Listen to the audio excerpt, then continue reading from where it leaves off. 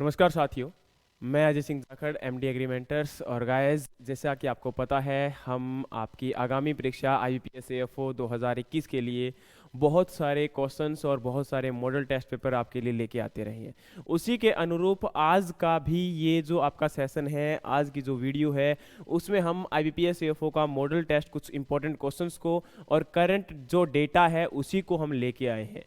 साथियों, चलते हैं इस सेशन की तरफ और इसमें सबसे पहले क्वेश्चन की तरफ हम बढ़ते हैं।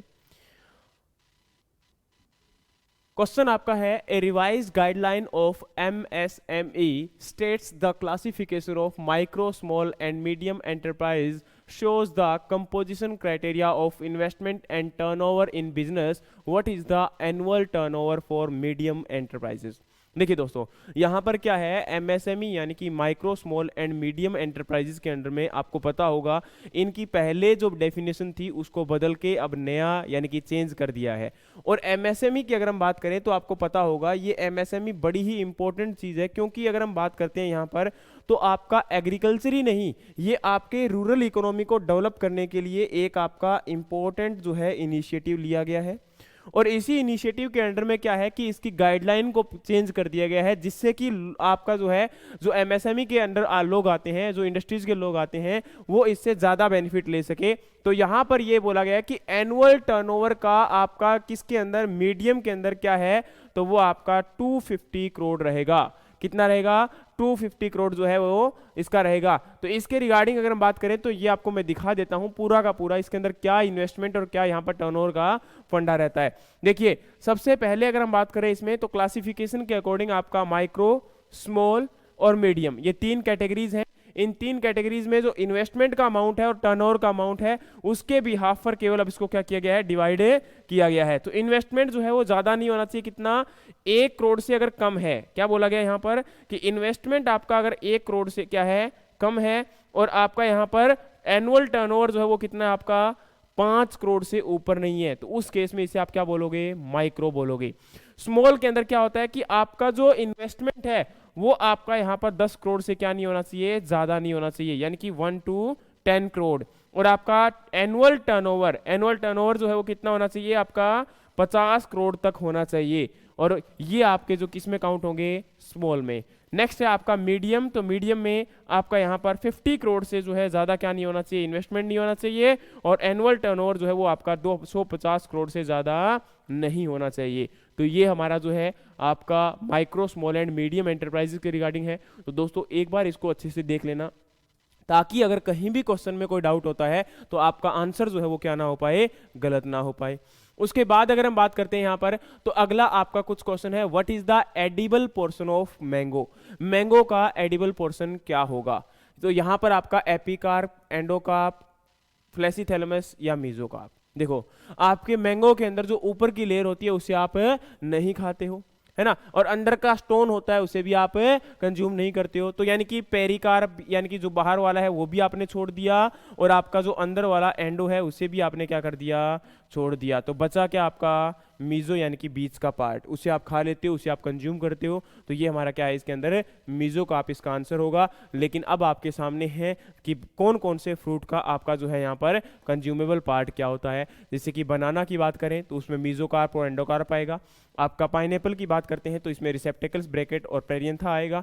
आपका कोकोनट की बात करते हैं तो इसमें आपका एंडोस्पर्म आएगा। और मैंगो की बात करते हैं तो इसमें मीजोकार्प आएगा। और अगर हम पपाया की बात करते हैं तो इसमें एपिकार्प और मीजोकार्प आएगा। और आपका ग्रेप्स की बात करते हैं तो उसमें पेरिकार्प और प्लेसेंटा आएगा। लेकिन आलमंड की बात करते हैं तो उसमें आपका सीड जो है वो यहाँ पर है कंट्रीब्यूट करेगा। ठीक है, तो इसमें आपके जो एडिबल पार्ट है उनकी बात की जा रही है। तो देखो दोस्तों, हॉर्टिकल्चर से, आपका एडिबल पार्ट से, प्रोपेगेशन से, इनसे क्वेश्चन पूछे जा सकते हैं। तो ज्यादा आपको गलतियां नहीं करनी है और इनको जो है अच्छे से, ताकि देखो यहाँ पर एग्जाम में कोई भी क्वेश्चन अगर कोई भी डाउट आ जाता है तो उस केस में आपका जो है आंसर गलत ना हो। तो इस आप टेबल को यहाँ से लिख सकते हैं, इसको स्क्रीनशॉट ले सकते हैं, सो दैट कि आपके एग्जाम में अगर क्वेश्चन आ जाता है तो उस केस में आपका यहाँ पर आंसर गलत ना हो। उसके बाद आपका अगला क्वेश्चन है migratory fish that live in fresh water but breed in salt water. आपका एक माइग्रेटरी फिश है जो कि फ्रेश वाटर में क्या करती है, आपकी रहती है, लेकिन ब्रीड करने के लिए कहां जाती है, आपकी सॉल्ट वाटर में जाती है। तो ऐसी फिश जो होती है उसे आप क्या बोलते हो बेटा, आपका कैटाड्रोमस बोला जाता है। क्या बोलते हो उसे आप, कैटाड्रोमस बोलते हो। ठीक है, इस चीज का जो है आपका आंसर यहां पर मिल गया। लेकिन आगे हम पूरा का पूरा क्लासिफिकेशन को हम स्टडी कर लेते हैं कि क्या हमारा कैटाड्रोमस होता है, क्या हमारा पेटाड्रोमस होता है, क्या हमारा ओशियनोड्रोमस होता है। तो देखो, आपको कैटाड्रोमस को तो मैंने समझा ही दिया कि क्या होता है। अब हम एंडोड्रोमस की बात करते हैं। तो एंडोड्रोमस की बात की अगर बात करेंगे तो इसमें क्या होगा, वो फिश जो कि बोर्न होती है कहां, फ्रेश वाटर में, बट आपका इनकी अगर हम बात करें तो मोस्ट ऑफ टाइम जो है वो कहां स्पेंड करती हैं, आपकी सॉल्ट वाटर में, but return to fresh water to spawn, यानी कि एग देने के लिए। और अपना जो इनिशियल लेवल या आपका जब बच्चा है वो कहां, जब जन्म लेता है तो वो कहां होता है, वो आपका फ्रेश वाटर में होता है, लेकिन बाद में कहां चला जाता है, वो सॉल्ट वाटर में चला जाता है। एग्जांपल है आपका सैल्मन या फिर आपकी स्टर्जियन की कुछ स्पीसीज का। नेक्स्ट है आपका पेटाड्रोमस। इसके अंदर अगर हम बात करें तो वो फिश जो कि अपना पूरा लाइफ साइकिल कहां बिता देती हैं, फ्रेश वाटर में बिता देती हैं, उसे आप क्या बोलते हो, पेटाड्रोमस। और ओशियनोड्रोमस की अगर हम बात करें तो वो पूरा का पूरा लाइफ साइकिल जो कि कहां बिता देती हैं, आपके सॉल्ट वाटर में। और इनको यहाँ पर जो आपकी ओशियनोड्रोमस फिश है ये आपकी हाईली माइग्रेटरी स्पीसीज होती हैं। ठीक है, जो क्या होती हैं, आपकी हाईली माइग्रेटरी स्पीसीज होती हैं। सो इनके रिगार्डिंग भी आपसे क्वेश्चन पूछा जा सकता है। हाईएस्ट आपका जो है प्रोटीन कंटेंट किस फिश में होता है, वहां से क्वेश्चन आ सकते हैं। आपकी कौन सी फिश जो है फ्रेश वाटर से है, कौन सी आपकी सॉल्ट वाटर से है, वहां से क्वेश्चन आ सकते हैं। तो फिश के अंदर कुछ इंपॉर्टेंट डेटा यहाँ से पढ़ लेना। उसके बाद इनका जो किस पीएच लेवल पर या फिर आपके वाटर के अंदर जो पीएच लेवल होता है उसमें किस पे आपके ग्रो करवाया जा सकता है, क्या क्या आप फीड पर्पज यूज करते हो, आप कौन से ऑयल को यूज करते हो जो कि वहां पर कोई और फिश वहां पर ना आए, है ना। तो इस प्रकार से बहुत सारे क्वेश्चन आपके एग्जाम के अंदर जो है पूछे जा सकते हैं। तो चलिए अगला अगर हम बात करें यहां पर,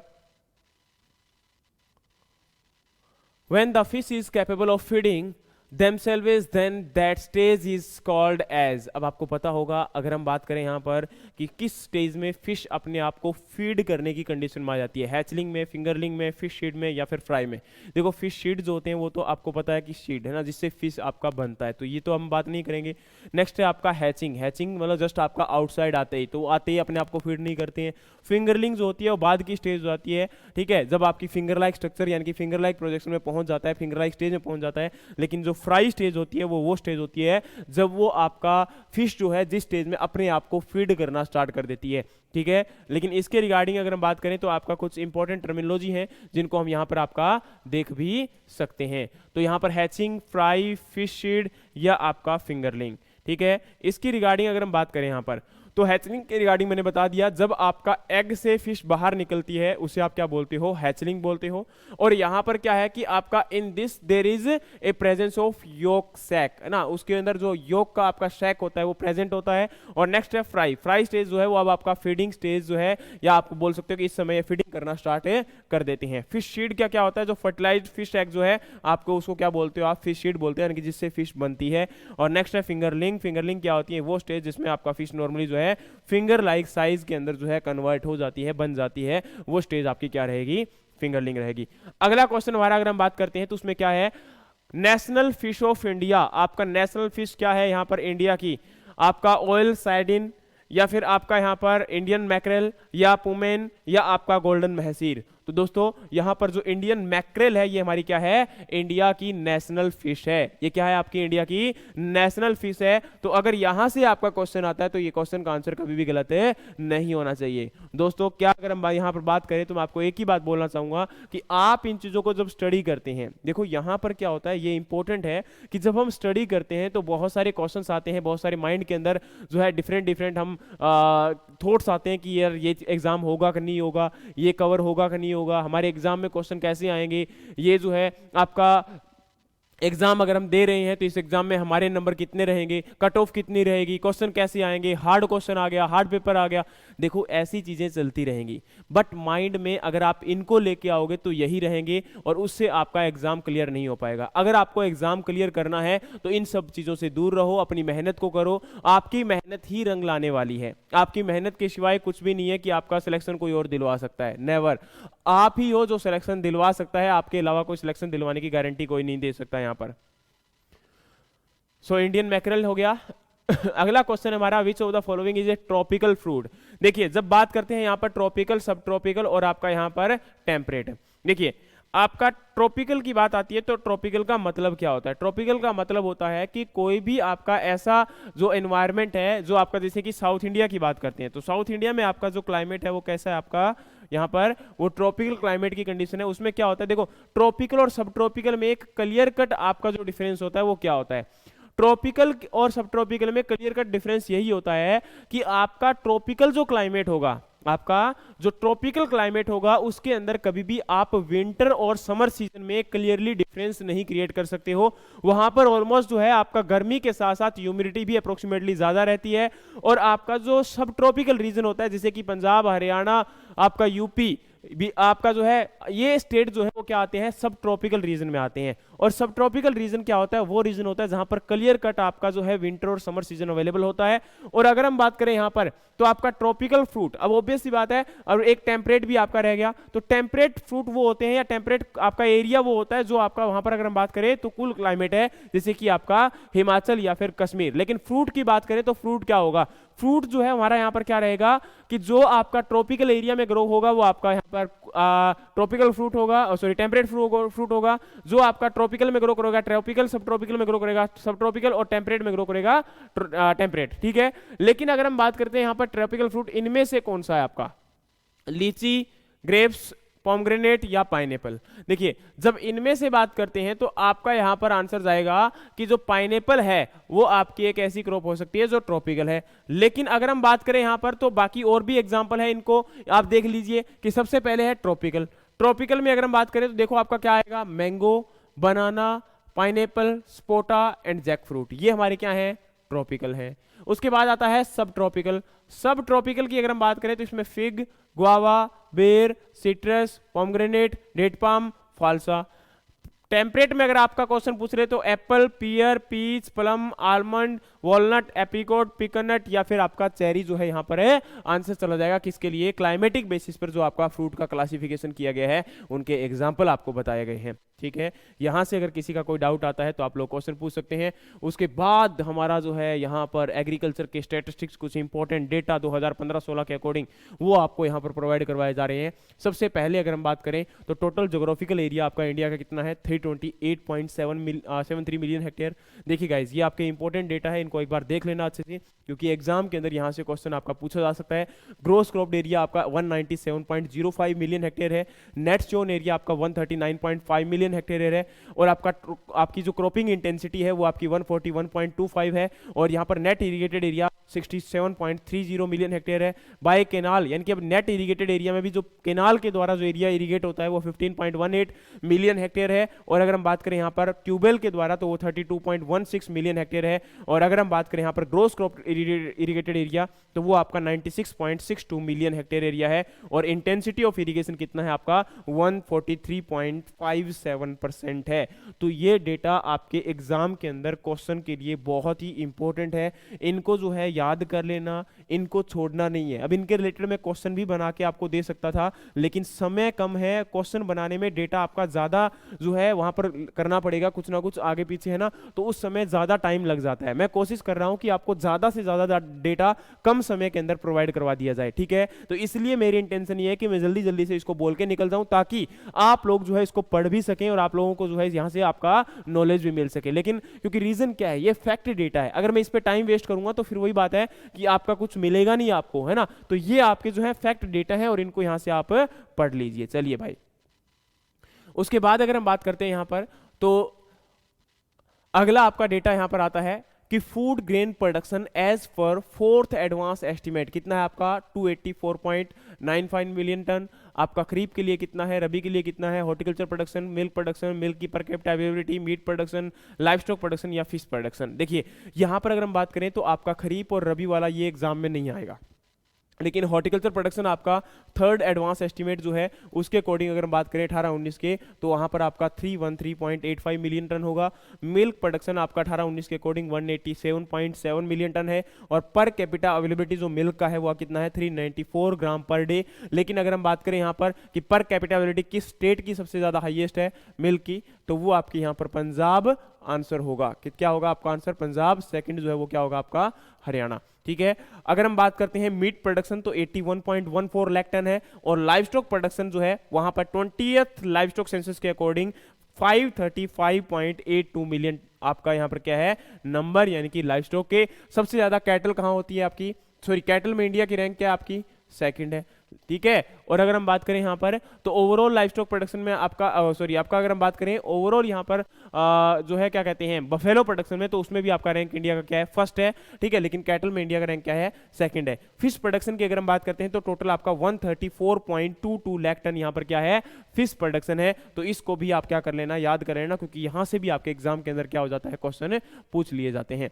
अगला आपका क्वेश्चन है यहाँ पर कि अब ये क्वेश्चन नहीं है, ये डेटा भाई बहुत इंपॉर्टेंट है ना। बहुत सारे बच्चे इसके रिलेटेड क्वेश्चन पूछ रहे थे कि सर क्या है क्या है। मैं लगातार कंटिन्यू इस चीज का मैसेज जो है वो गेन कर रहा था, लेकिन अब देखिए मैं क्या है कि बार बार हर एक बच्चे को सिंगल मैसेज करूंगा तो थोड़ा सा डिफिकल्ट है ना, तो इसीलिए मैंने वीडियो में इसको डाल दिया ताकि आप लोग जो इसको देख लो, चाहे इसका स्क्रीनशॉट ले लो, कहीं भी रख लो, कोई दिक्कत नहीं है भाई, लेकिन याद कर लो इसको, है ना, क्योंकि एग्जाम में यहाँ से क्वेश्चन आते हैं। देखो यहाँ पर बोला गया कि स्टेट वाइज आपका किस टाइप के इरिगेशन में कौन सा स्टेट आपका फर्स्ट है। आंध्र प्रदेश यहाँ पर क्या है उसका फर्स्ट रैंक है, किस केस में? ड्रिप इरिगेशन के केस में। ठीक है। आपका महाराष्ट्र जो है ड्रिप इरिगेशन में क्या है? सेकंड रैंक है। लेकिन अगर हम बात करें यहां पर गुजरात का, तो गुजरात यहां पर रैंक क्या है आपका? थर्ड है। ठीक है। ये फोर्थ फिफ्थ नहीं है भाई, मैं पहले बता रहा हूं। इनका कारण क्या है यहां पर लिखने का? क्योंकि देखो राजस्थान लिखा है, तो राजस्थान आपका स्प्रिंकलर में भी और आपका ओवरऑल यानी कि ड्रिप और आपका स्प्रिंकलर दोनों को मिलाने के बाद भी जो है यहां पर फर्स्ट रैंक पे ही है।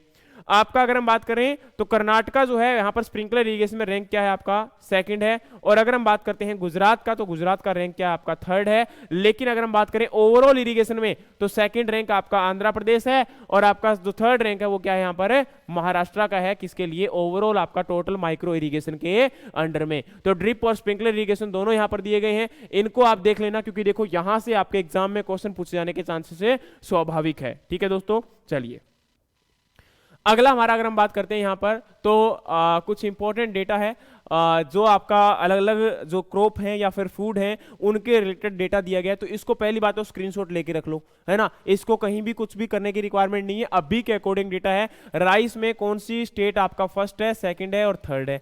उसके बाद आपका वीट में फर्स्ट सेकंड थर्ड कौन है, और आपका मेज में फर्स्ट सेकंड थर्ड कौन है, और आपका टोटल न्यूट्रिशन में कौन सा फर्स्ट है, सेकंड और थर्ड है। पल्सेस में फर्स्ट सेकंड थर्ड क्या है, और आपका टोटल फूड ग्रेन में फर्स्ट सेकंड थर्ड कौन है। ओवरऑल फूड प्रोडक्शन की बात की जा रही है, तो इसको भी आप यहां से लिख सकते हैं। उसके बाद इसी प्रकार से आपका एक डेटा और है, उस डेटा के अंदर भी यही है कि आपका टोटल जो है यहाँ पर फूड ग्रेन प्रोडक्शन जो है आपका ग्राउंडनट का, रेपसीड या मस्टर्ड का, और आपका सोयाबीन का, सनफ्लावर का और टोटल ऑयल सीड का, ये आपका अलग अलग जो स्टेट दिए गए हैं फर्स्ट सेकंड थर्ड, इनको आपने क्या करना है, याद करना है, क्योंकि यहाँ से आपके एग्जाम के अंदर क्वेश्चन पूछा जाता है कि सनफ्लावर सबसे ज्यादा कहाँ हो रहा है, टोटल ऑयल सीड में किसकी रैंक फर्स्ट है। तो अगर ऐसा क्वेश्चन आ जाता है तो उस समय आपका आंसर जो है गलत है नहीं होना चाहिए। ठीक है। चलिए अगला अगर हम बात करें यहाँ पर तो आपका कुछ अदर क्रॉप की अगर हम बात करते हैं तो अदर क्रॉप में डेटा क्या रहेगा। देखो अदर क्रॉप में आपका यूपी, महाराष्ट्र और कर्नाटका, ठीक है, ये आपका शुगर केन में क्या है, फर्स्ट सेकंड थर्ड है। उसी प्रकार से कॉटन में है, उसी प्रकार से जूट एंड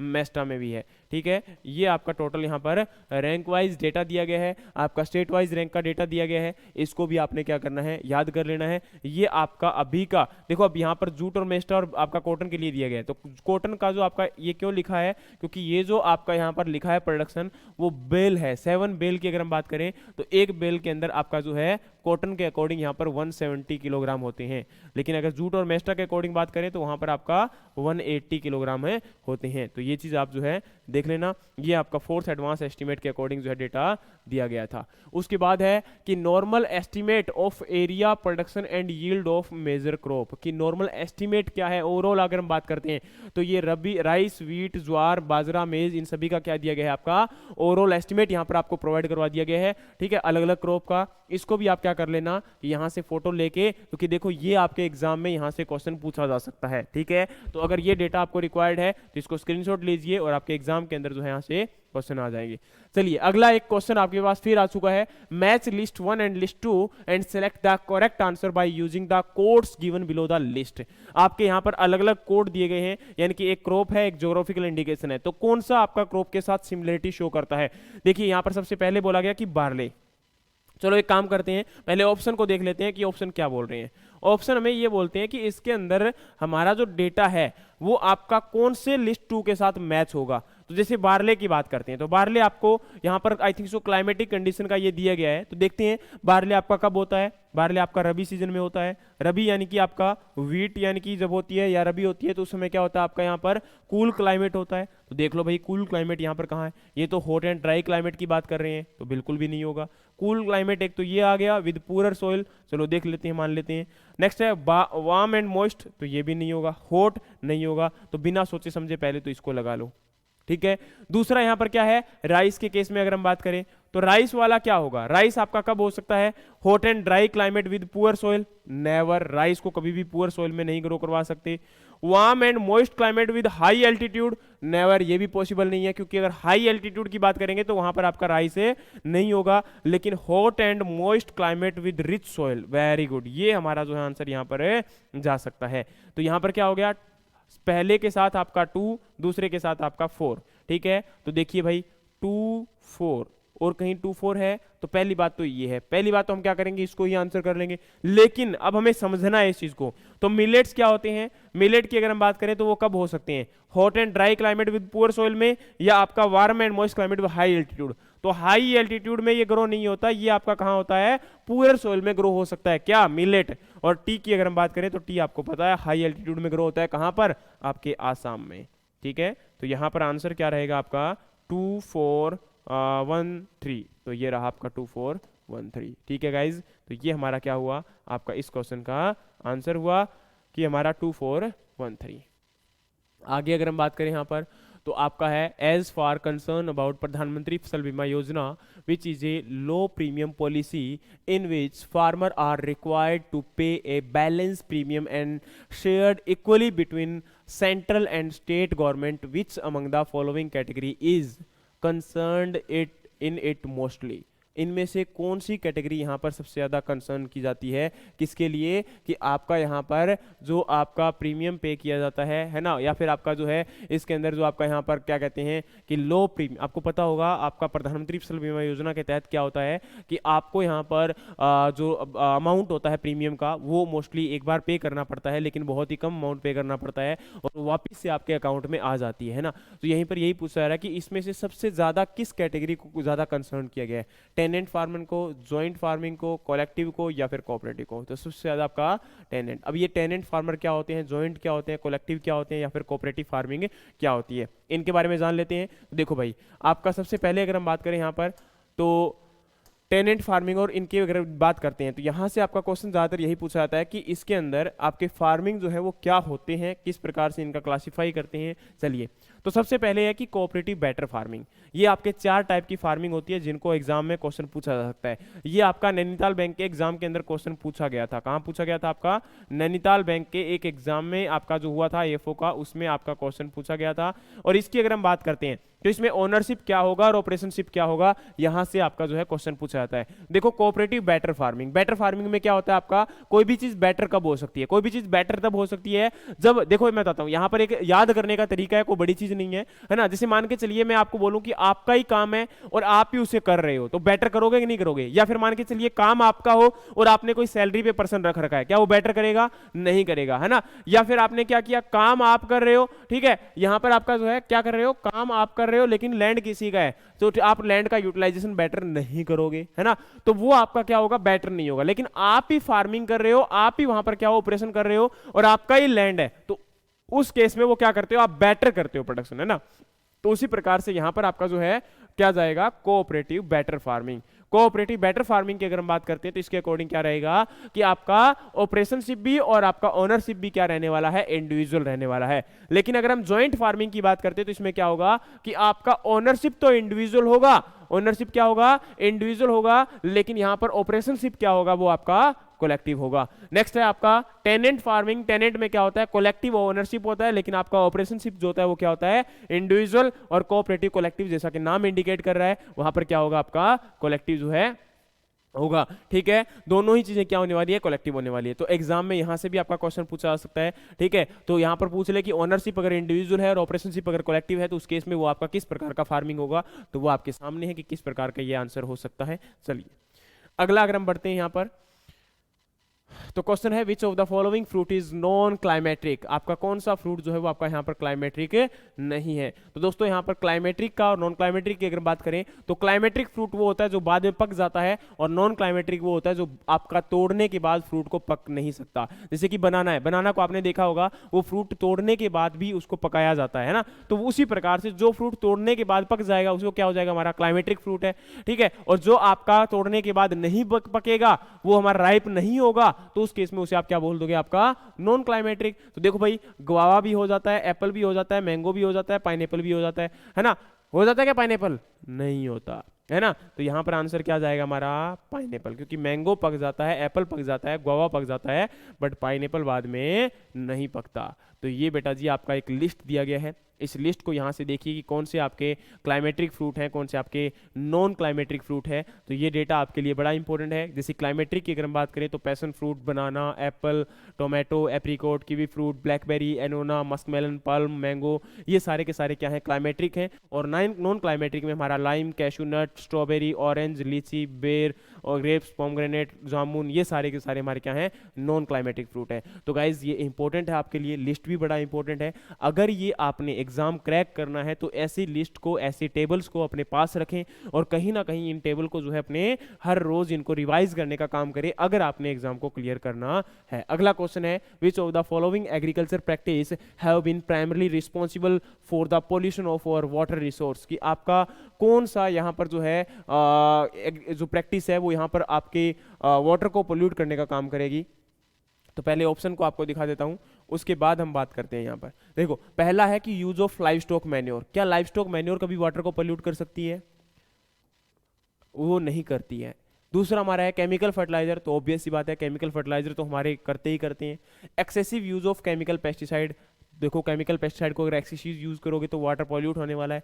डिफॉरेस्टेशन, देखो डिफॉरेस्टेशन का कोई डायरेक्टली इंपैक्ट आपके वाटर रिसोर्स के साथ है नहीं है, हाँ इनडायरेक्टली इकोसिस्टम में जरूर कॉन्सेप्ट है, लेकिन यहां पर आपका डिफॉरेस्टेशन का डायरेक्टली आपके वाटर के साथ कोई भी रिसोर्स के साथ है अटैचमेंट नहीं है। देखिए गाइज यहां पर इस प्रकार के क्वेश्चन भी इस बार आपके एग्जाम में आ सकते हैं, क्योंकि इंपॉर्टेंट क्या है इस बात को समझना कि आपका अगर इस प्रकार के लेंदी क्वेश्चन आते हैं तो उनको कैसे टैकल करना है। तो टैकल करने के लिए अगर आपके पास कॉन्सेप्ट होगा तभी आप इस क्वेश्चन का आंसर कर पाओगे। तो इसलिए मैं बार बार हमेशा बोलता आया हूं कि कॉन्सेप्ट को क्लियर कीजिए। अगर कॉन्सेप्ट आपके क्लियर है तो गारंटी है कि आपका एग्जाम भी क्लियर है ना। तो सबसे पहले आप कॉन्सेप्ट पे फोकस कीजिए, लेकिन टाइम कम है तो अभी कॉन्सेप्ट तैयार नहीं कर सकते हैं, लेकिन हम कम से कम एक आइडिया ले सकते हैं कि किस प्रकार से हम क्वेश्चन को अरेंज करने का काम करेंगे, किस प्रकार से क्वेश्चन को टैकल करने का काम करेंगे। तो ये आपके लिए क्या था, अब यहां पर दो आपका आ चुका है कि ये भी होगा और ये भी होगा, लेकिन डिफॉरेस्टेशन इसका रीजन नहीं होगा। तो कौन सी स्टेटमेंट आपकी करेक्ट है अकॉर्डिंग टू दैट, तो आपकी ये और ये स्टेटमेंट दोनों करेक्ट है। तो देख लो भाई कहां पर आ रहा है, नंबर 2 और नंबर 3, ये रहा आपका आंसर जो है यहां पर कि नंबर 2 और नंबर 3 जो है यहां पर क्या होगा आपका, बिल्कुल एक एग्जैक्ट जो है आंसर होने वाले हैं। ठीक है, नेक्स्ट है आपका micro irrigation also called as. Micro irrigation को क्या बोला जाता है, localised irrigation, low volume irrigation, trickle irrigation या आपका नन ऑफ दीज। देखिए माइक्रो इरिगेशन का मतलब क्या होता है कि आपका वाटर जो है वो बहुत ही कम जा रहा है, बहुत ही कम वाटर आपका प्रोवाइड करवाया जा रहा है ना, बूंद बूंद करके आपका पानी है ना। तो माइक्रो इरिगेशन में आपका क्या जाता है, स्प्रिंकलर इरिगेशन ज्यादा है या फिर दूसरा आपका यहां पर जो है ड्रिप इरिगेशन जो है कंक्लूड होता है। तो अगर हम इसकी बात करते हैं तो माइक्रो इरिगेशन में आपका सबसे पहले लोकलाइज्ड, क्या लोकलाइज्ड इरिगेशन, यानी कि लोकलाइज्ड इरिगेशन का मतलब क्या होता है, वो इरिगेशन जो कि पर्टिकुलर आपके किसी एक स्पेस के अंदर ही, पर्टिकुलर किसी जगह पर ही क्या करने का काम कर रहा है, इरिगेट करने का काम कर रहा है, तो वो हमारा क्या होगा, लोकलाइज्ड इरिगेशन का पार्ट होगा। तो ऑब्वियस सी बात है माइक्रो इरिगेशन में यही तो होता है कि एक छोटे से पार्ट को आपका बार कवर किया जाता है। लो वॉल्यूम इरिगेशन मतलब बहुत ही कम पानी आपका लगातार कंटिन्यू वहां से बहता रहता है। तो ड्रिप में क्या होता है, पानी बहुत कम ही तो होता है। नेक्स्ट अगर हम बात करें तो ट्रिकल इरिगेशन, ट्रिकल इरिगेशन तो ऑलरेडी नाम किसका होता है आपका, ड्रिप इरिगेशन का तो दूसरा नाम होता है। तो तीनों ही यहां पर किससे बिलोंग करते हैं, माइक्रो इरिगेशन से बिलोंग करते हैं। तो आंसर हमारा क्या रहेगा, ऑल ऑफ दीज। ठीक है, तो इसको भी आप क्या कर सकते हो, अपना आंसर जो है कहीं ना कहीं। नेक्स्ट है आपका GST applicable on micro irrigation component, कि माइक्रो इरिगेशन कंपोनेंट के ऊपर आपका जीएसटी कितना एप्लीकेबल अवेलेबल रहेगा 12, 0, 5, 18 और यहां पर 28। देखो आपका कितना परसेंट जीएसटी लगाया जाएगा किसके ऊपर, आपके माइक्रो इरिगेशन के कंपोनेंट के ऊपर। तो माइक्रो इरिगेशन के कंपोनेंट के ऊपर आपका 12% क्या लगता है, जीएसटी लगता है। इसी प्रकार से बैम्बू के अगर पूछ रहे कि बैम्बू फर्नीचर के ऊपर जीएसटी कितना लगता है, तो पहले बोल देना भाई 28 था और अभी कितना लगता है आपका 18% लगता है। ठीक है, तो इस प्रकार से जीएसटी भी आपके एग्रीकल्चर के जो है पूछे जा सकते हैं, तो उनको भी आपने क्या करना है, याद करने का काम करता है कि अगर एग्जाम में कोई क्वेश्चन आ जाता है तो वहां से आपका कोई भी क्वेश्चन का आंसर गलत ना हो। नेक्स्ट है India rank third in the fishery production and what is the rank in the aquaculture. Aquaculture के अंदर रैंक क्या है आपकी इंडिया की, तो वो आपकी क्या है यहाँ पर, सेकंड, थर्ड, फर्स्ट, फोर्थ या फिफ्थ। तो आपको पता होगा यहाँ पर आपकी सेकंड रैंक है इंडिया की। ठीक है, तो ये आपका डेटा है। यहाँ पर पूछा गया कि सबसे पहले बताया गया कि फिशरीज के अंदर कैप्चर आपका फिशरी क्या होती है, मैरीन फिशरी क्या होती है, एक्वाकल्चर क्या होती है, या फिर इंटीग्रेटेड फिश फार्मिंग क्या होती है। देखो कैप्चर फिशरीज का मतलब होता है कि फिश को पकड़ना, मछलियों को पकड़ने का काम करना, चाहे वो तालाब से आप लेके आ रहे हो, चाहे आप जो है नदियों से पकड़ के लेके आ रहे हो, तो वो कैप्चर फिश का ही पार्ट होगा। दूसरा हमारा है मैरीन फिशरी। मैरीन फिशरी का मतलब होता है समुद्र के अंदर जाके वहां से आपकी मछलियों को पकड़ना। अगला हमारा है यहाँ पर एक्वाकल्चर। एक्वाकल्चर का मतलब है जो फ्रेश वाटर में आप रेयरिंग करते हो वहां पर, तो ये रेयरिंग जो होती है फिशेस की, वो यहां पर क्या होती है, एक्वाकल्चर में आएगी। Enhancement and integration fish farming, तो आपका फिश फार्मिंग को एनहेंस करना या फिर इंटीग्रेट करना, यानी कि आप दूसरी फार्मिंग के साथ भी इसको क्या करते हो, कंबाइन करने का काम करते हो, तो वो हमारा क्या रहता है, आपका इंटीग्रेटेड फिश फार्मिंग का पार्ट रहता है। आगे अगर हम बात करें तो यहां पर fresh water aquaculture that contribute about 50% of the total fish production. तो ये बताया गया है कि फ्रेश वाटर एक्वाकल्चर जो है वो टोटल आपके फिश प्रोडक्शन का 55% कंट्रीब्यूट करने का काम करता है। फिशरीज अकेला जो है आपकी ऑल ओवर जीडीपी में 1.0.7, यानी कि ऑल ओवर जो आपका यहां पर जीडीपी है, नेशनल जीडीपी है, उसमें 1.0% का कंट्रीब्यूशन करने का काम कर रहा है। ठीक है, चलिए अगला क्वेश्चन है injured cause on the bark of stem by higher temperature during day and low temperature during night is called as. कि आपका डे के टाइम पर बहुत ही यहां पर अगर हम बात करें यहां पर हाई टेम्परेचर हो जाना और लो टेम्परेचर ड्यूरिंग नाइट हो जाना, तो इस केस में क्या होगा, हैविंग होगा, चिलिंग इंजरी होगा, सनबर्न होगा, सन स्काल्डिंग होगा। तो याद रखना इस केस में हमेशा आपका क्या हो सकता है, हैविंग का मतलब होता है कि आपका पेड़ का एक जड़ का उखड़कर जो है कहीं ना कहीं खड़ा हो जाना, तो वो आपका हैविंग होगा। दूसरा चिलिंग इंजरी में क्या होगा आपका, कि आपका यहां पर जो है कहीं ना कहीं अगर मैं बात करना चाहूं तो चिलिंग इंजरी में क्या होगा, आपका बहुत ही कम टेम्परेचर पे जो है अगर हम बात करें तो इसमें आपका मेनली जो है मिनिमम टेम्परेचर अगर किसी क्रॉप के जो होता है, चाहे बेस टेम्परेचर बोल दो, थ्रेशोल्ड टेम्परेचर बोल दो, तो उस मिनिमम बेस या थ्रेशोल्ड टेम्परेचर से अगर टेम्परेचर कम हुआ उस केस में प्लांट को चिलिंग इंजरी जो है इफेक्ट हो सकती है ना। और अगर हम बात करते हैं यहां पर आपका फ्रीजिंग इंजरी, तो उसमें क्या होता है कि टेम्परेचर 0 से बिलो चला जाता है, टेम्परेचर क्या होता है आपका 0 से बिलो चला जाता है। नेक्स्ट है सनबर्न क्या होता है, जब धूप बहुत ज्यादा तेज होती है तो उस केस में वहां पर सनबर्निंग होने का चांसेस रहता है। और अगला हमारा है सन स्काल्डिंग, यानी कि रेडिएशन ज्यादा होने की वजह से सन स्काल्डिंग क्या होता है, जब आपका एक धब्बा सा आपने कई बार देखा होगा टोमेटो के ऊपर है ना, टमाटर में आपका येलो कलर देखा होगा एक साइड से और दूसरी साइड से वो बड़ा बिल्कुल सही होता है, तो उस केस में वो आपका क्या होता है यहां पर सन स्काल्डिंग के मतलब अगर बात करें तो इसमें क्या होता है कि दिन में टेम्परेचर बहुत ज्यादा हो जाए और रात में टेम्परेचर जब बहुत कम होता है, तो उस केस में यहां पर सन स्काल्डिंग आपको देखने को मिलेगा। तो इसका राइट आंसर आपका क्या होगा, यहां पर सन स्काल्डिंग होगा। तो देखिए ऐसे क्वेश्चन का आंसर आप तभी कर सकते हो जब आपको कॉन्सेप्ट इनका अच्छे से पता है। तो प्लीज इन चीजों को देखने की कोशिश करें। सन स्काल्डिंग हो गया, स्टेम ग्रिडलिंग, चिलिंग इंजरी या फिर हैविंग। देखो बाकी समझा चुका हूं, स्टेम ग्रिडलिंग क्या होता है बता देता हूं। देखो यहां पर क्या होता है कि आपका स्टेम ग्रिडलिंग में आपका जो स्टेम होता है उसका पूरा का पूरा स्कॉर्चिंग जो है क्रिएट हो जाता है, कहां पर ग्राउंड लेवल के पास में, तो ये आपका क्या होता है स्टेम में ग्रिडलिंग होता है। और ज्यादातर ये आपका जब नाइट में हाई टेम्परेचर जो हो जाता है ना, तो उस केस के अंदर या सोइल का टेम्परेचर जब इंक्रीज हो जाता है तो उस केस में यहां पर क्या होता है आपका यहां पर स्टेम ग्रिडलिंग देखने को मिलता है। तो यहां पर ये आपके कुछ इंपॉर्टेंट क्वेश्चंस थे जो कि आपके एग्जाम में बार बार यहां से आपके पूछे जाते हैं, है ना। सो गाइज आगे हम जो है कोशिश करेंगे कि ऐसी ही वीडियोस आपके लिए लेके आते रहे और आप जो है लगातार कंटिन्यू प्रैक्टिस करें, मेहनत करें और सक्सेस जो है वो ग्रैब करें, सो दैट कि आने वाला टाइम आपका ही हो और यहां पर ही साल आप जो है ग्रैब करें। और अगर फिर भी किसी स्टूडेंट का कोई डाउट आता है तो most welcome guys, we are always available for you. Thank you so much.